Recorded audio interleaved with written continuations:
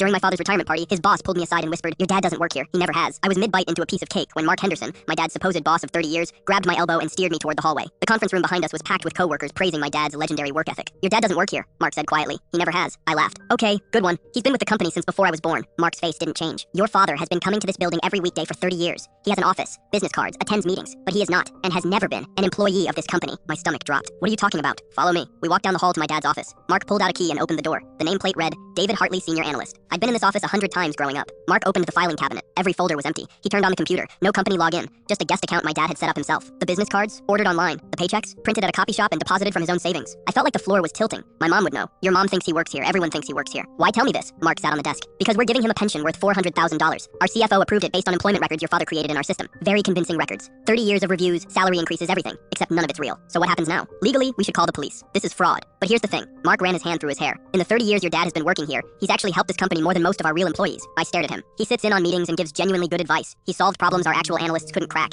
He mentored interns. He once caught a major accounting error that saved us millions. He does real work. He just doesn't get paid for it. Why would he do this? That's what I need to find out. And I need to do it fast because the board is about to hand him a check for $400,000. And when they find out he's not real, they're going to want him arrested." We walked back to the party. My dad was in the middle of a story, surrounded by people who genuinely loved him. I watched him laugh, completely comfortable, completely at home. Mark cleared his throat. "Richard, could we speak privately for a moment?" My dad's smile didn't falter. "Of course." We went into a smaller conference room, just the three of us. Mark got straight to it. "I know you don't work here." For about 5 seconds, my dad's face showed real panic. Then it smoothed over into something resigned, almost relieved. "How long have you known?" my dad asked. "About 6 months. I started digging after you solved that derivatives problem. No analyst we actually employ understood it that well." My dad sat down slowly. He looked at me, then at Mark. "I lost my real job 30 years ago," he said. "The company went under. I was unemployed for 8 months. Couldn't find anything. My wife was pregnant. We had a mortgage. Our savings were running out fast." He took a breath. "Then my grandmother passed and left me an inheritance. Not a fortune, but enough that if I invested it right, we'd be okay. Set for life, actually. But I couldn't tell my wife I'd been lying about having a job for 8 months. And the work here, it was easy. I barely had to do anything most days. Attend a meeting, give some input, solve some problem, go home. So I just kept coming. I started coming here because the building was downtown, looked professional. I'd sit in the lobby and make calls, trying to keep up appearances. One day, someone assumed I worked here and invited me to a meeting. I went, I contributed. No one questioned it. "So you just kept coming back," Mark said. "I kept coming back. I'd dress up every morning, kiss my wife goodbye, come here. At first, I was just buying time until I found a real job. But then a year passed, then 5,